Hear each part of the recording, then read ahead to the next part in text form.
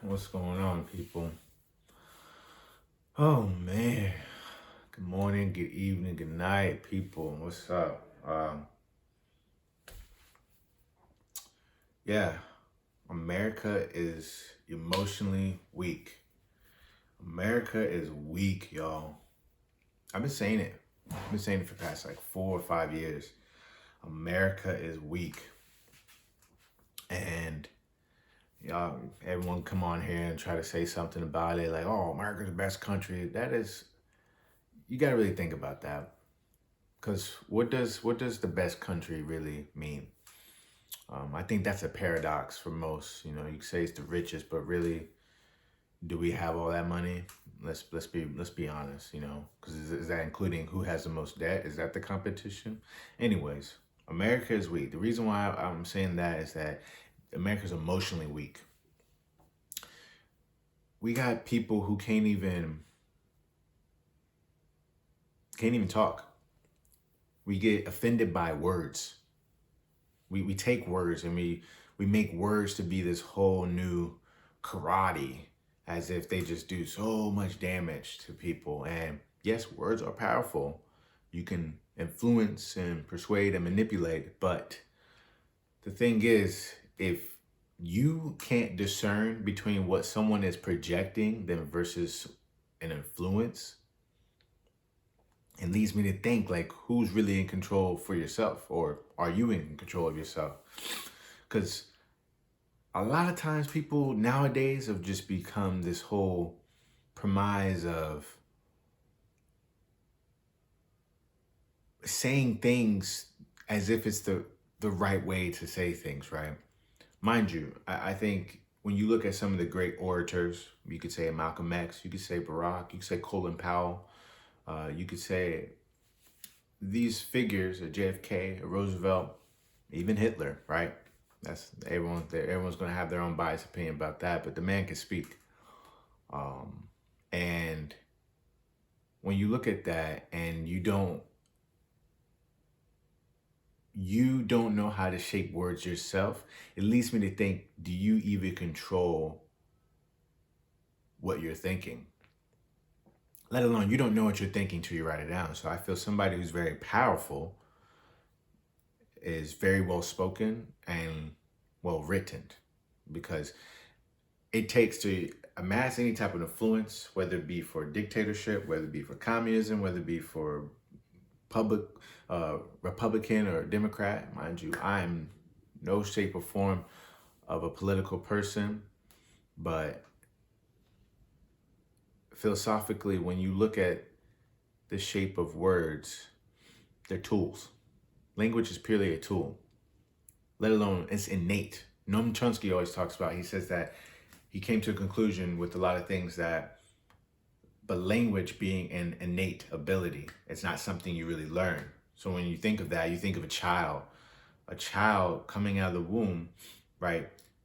It's not only until we go to grade school, we start learning these, adjectives, nouns, we put these contextual parameters around it. But prior to that, when you're a kid, when you learn mama and daddy, if those were your first words, your mom or your dad, they just spoke to you as if you already knew what they were saying. And what did you do? You mimic.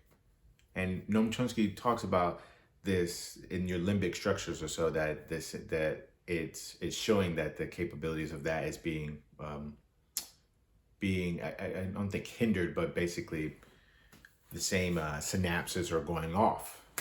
So in that case, he says that from then, language by itself is innate. It's not something that has to be taught. And it's very true, because when you think about a mother to her child, especially the newborn, she can pick up, and whether even the dad as well too, can pick up the different contextual tones when it comes to the language of a cry.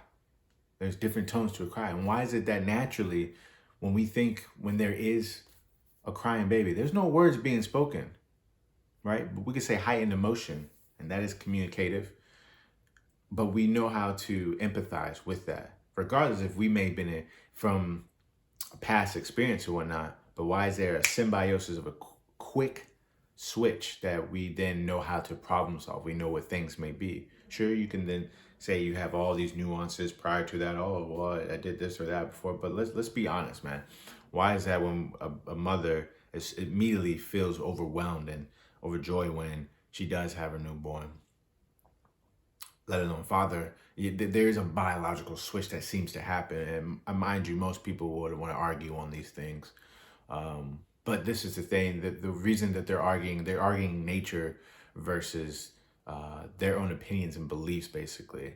And to me, if you're separating some type of nature, and emotions are natural, at some point, when are we losing ourselves?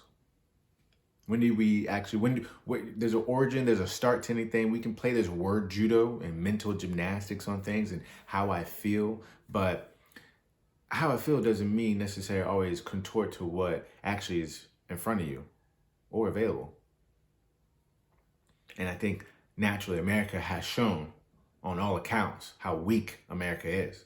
We fall in suit to just language. We've now weaponized language. We've always used media and language has been weaponized, but now we're weaponizing. People have become to a point where they're weaponizing words against each other. And it's more so, when I see it, it's more so people are weaponizing the words. They're saying certain words to place that negates a conversation or negates an objective, or let's say looking at it from a human point to actually having an intellectual debate. They've completely wiped it all out by these, buzzwords that they want to use. And to me, I think at some point you're trying to force acceptance, and you can't do that when, right, you're trying to forcefully convince others. And I think that's the transgression of things, where you can tell all the things you want, you can affirm and manifest all the things you want to believe, but until there's some type of action, there's action versus delusion. At some point you might be living in a delusion than you are living in actual action.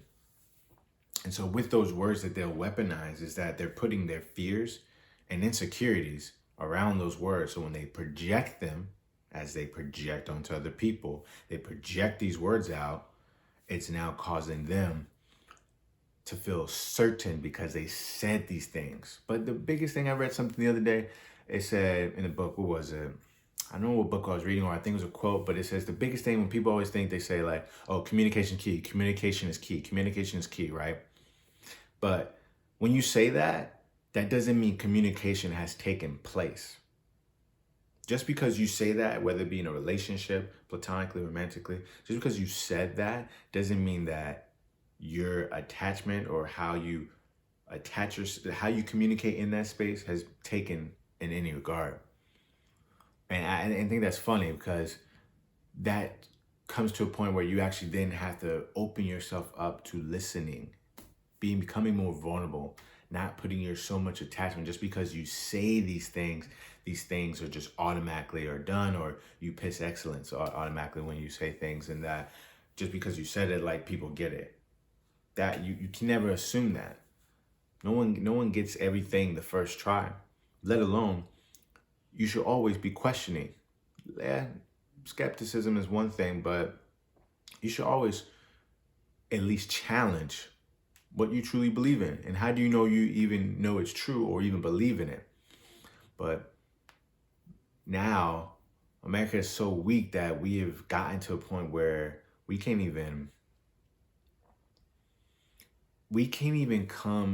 to a consensus of groupthink. And this is where groupthink is very dangerous, to where we want what we feel to be more right than reality itself. We want to remove ourselves so far from reality, as far as ways we can. So what do? We go to our devices, we go to things, we feed it, the algorithm feeds it, but we ourselves constantly indulge on it. It's like a narcotic. We become so delusioned and so delirious without it that we have to affirm whatever it is that we're feeling. And, this may be triggering to whoever. I don't care at this point, because at some point you're just finding things, taking them, words, and using them to make you feel a certain way instead of actually listening. Because a part of communicating, the biggest thing is actually listening. That's how any comprehension, that's how any communication even takes place. That even goes, if I say something wrong, I have to give it a chance to allow it to show forth, let alone make sure that I'm even saying it correctly. I have to have humility in the way that I talk. Most people don't have that. And this is where America is so emotionally weak, because we want everything to feel good. What's it, David? I saw another quote, man. It said, if you want to make everyone happy, sell ice cream. Yeah, there's not one restaurant that has every single thing you want in there. There's not. There's just not. And would it be plausible that, like, that's just as naive to think that, one, you let other people, in a sense, kind of control your moral compass. Two, you let the words that people, you let language kind of, if not, put you in a place that is far from what you even deem as reality. Because 9 times out of 10, when people are saying things, they're projecting. They're not really. They're not really. Again, it's a tool, and we're using it as a weapon. And a tool can be a weapon, right? You have a shovel that can easily turn to a weapon, but right, what was it made for? Was it intended to be a weapon? No, that's because of the person that's wielding it has changed their perspective or their perception on it. And then now they've moralized it to what they want to use it for. They can deem it as good, but we all know if anything that's for well-being or living, it will show forth the fruit that it has. So us constantly trying to there's this hyper grace, there's this hyper sensitivity, there's this hyper fragility when it comes to men and women. There's this whole like ecosystem of just a conglomerate of this hyper grace that isn't real.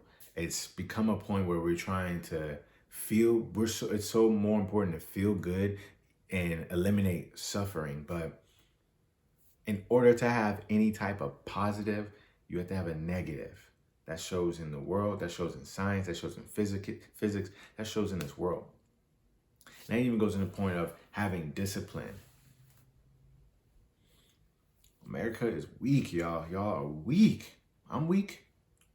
We all have our weak moments, but most importantly right now, we are bathing in it. We are swimming in our own weakness. We'll plate it on ourselves, cover ourselves in it, and you cannot sit here and tell me that people who are truly in, let's say, a depressive moment where it's a weak moment, they want to stay like that. The only reason when it does come down to those moments that it feels like it's the only thing left to do. But yet, people want to piggyback off of that and think that's a good thing. And think that's the only alternative. They think that's the only approach to things, but can't control any of their own feelings.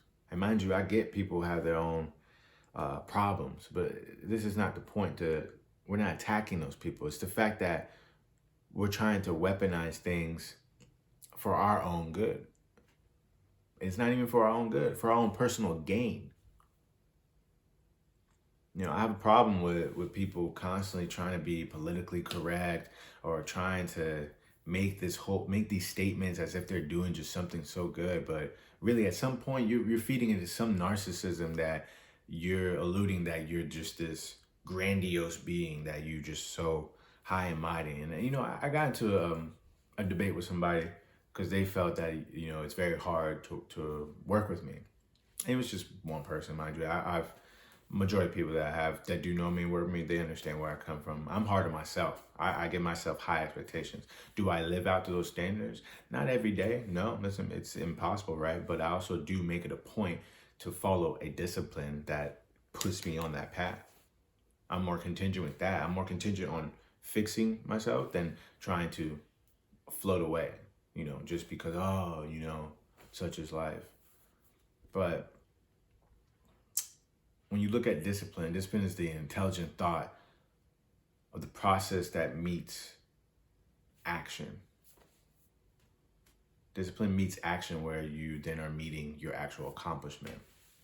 And people think discipline is this whole, they think it's the Goggins. Well, Goggins is discipline, but they think it's like his world is so far from us and so far removed when it's not.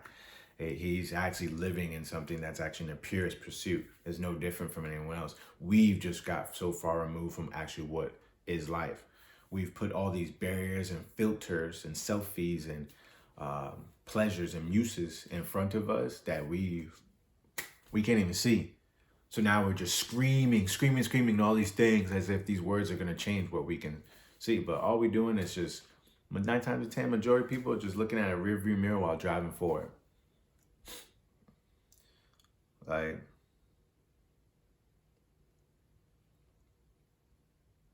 we want to be so, we want to coddle society and coerce them into things that aren't true. Let's just be fair.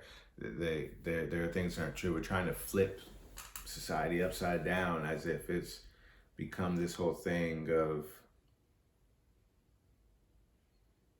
existence hasn't had an origin or so. Sure, one can argue, oh yeah, we came from monkeys, Big Bang and all this stuff. But I'm speaking that even then, right? Let's say from its purest point of what we do know, it's never skipped a beat, man. It may not repeat itself, and that's history, but it does rhyme. That's for sure. And why is it that we have this notion that we want to eliminate things that no one's holding on to the past? It's not so much holding on to the past. Baby boomers, a lot of people are dying off that served actually hard times, like wars and stuff. So history is slowly, it's not gonna be gone per se. We still have libraries, but shoot, man, with the tack on language, I wouldn't be surprised if they took books out, which they do, and change scripture and change all of it. Wording's always advertisements, marketing. It's all language. It's all language, but we're so emotionally weak and so inept to being aware of what the things that we're ingesting that even down to the words we say to ourselves have the most influence upon our own thinking. And we'll say all these buzzwords to make ourselves feel good and feel a part of the herd, but we really don't even know what we're being fattened up for. So we're just eating the chow. We're just eating it. Don't even know what we're being slaughtered for. Just lining ourselves up. And it's funny because, you saw a lot of that earlier these past 2 years. You saw a lot of people having this whole high and mighty and trying to, anyways. But America is weak and it's showing it because it's showing its true colors. People of this American society are showing their true colors as well. A bunch of bluff artists. You use words to grant you certainty because you are insecure, you have fears. So when you see somebody else doing, it's not so much they're trying to do better, like competitively. It's that you see somebody doing better. You want what they have and you think you can't get it. And that's the problem. That's because you put an overarching thing of what you can't attain. You think you put so much, you'll put celebrities, you'll put all these idols ahead of you, but you never look at yourself and where you come from and understand and value the life that you already have is already the best. And it's all you got. And the thing is, if you think you have time, you're wrong. Because you don't. So anything you want to change can start today. But right, we want to affirm. We want to be in a hyper grace. It's weak, y'all. Weak. Like some of the things that we're doing, it makes no sense. And you know it. You know it. You are bluff artists at your finest. We can all call you the bluff because none of you are willing to die on the hill that you're proclaiming on. It's not even a hill at this point. It's just an anthill. If anything, it's a hole. All you guys are digging is just digging holes and just putting your hand in the sand and staying there. Don't want to look anywhere else because we want to coerce it into something. We want to force acceptance, but nah, not me, man. I've always been one against the grain, against the crowd, on any consensus. That's why I don't promote any type of political thing, but I don't play in those rails because with that, it shows you that's already a false paradigm to think left or right. People are so far. It's crazy because I went on Facebook and man, it's one kid. He's just always posting. I don't always go in there, but I had to unfollow him on social media prior, and now I pulled back a lot again on social media. So like this is the only thing that I really truly post on, and I'll probably come back and actively. I enjoy this, but he kept posting as if he was just in such a moral position of his political ideology. And it was just mind-blowing to me that he would completely try to erase any type of history of what, let's say, his political side is, and he would just coerce it with language as if it made any difference to any reality that he's even looking at. And this is where language, right, comes in. It's being weaponized against us, let alone yourself. You don't even know how to speak correctly. That's why I always tell people, if you just have an opinion and belief, don't talk. If you're not, you don't need to be a scholar, but you need to act like one. You need to act like you need to read. That's why I feel like the best orators were well-read, well-written.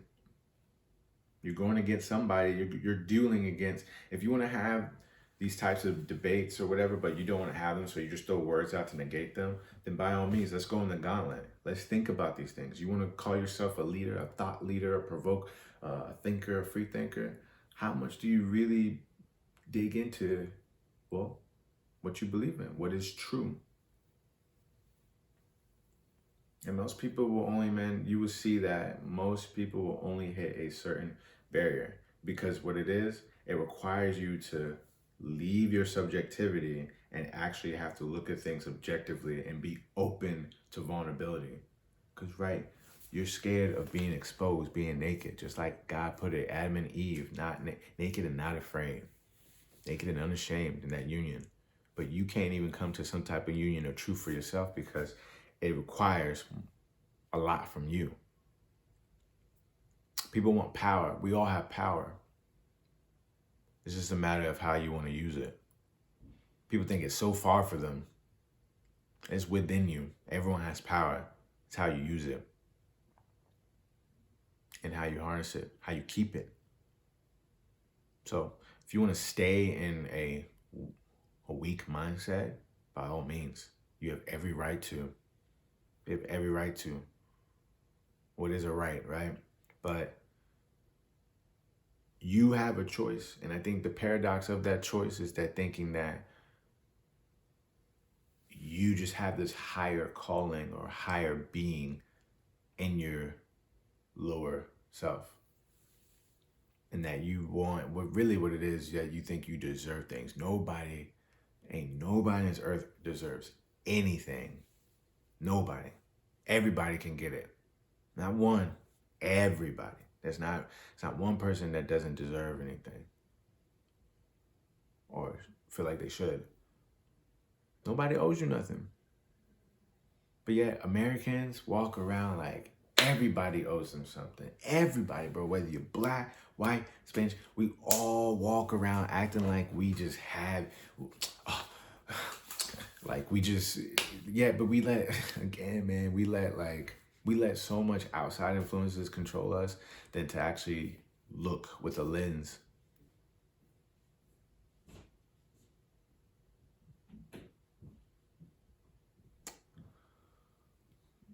Yeah, man. Society is weak. It continues to thrive off of things externally and valuing those things higher than internally on what you have. And I think if you want any type of power in this world, you need to take your power back and look within inside yourself.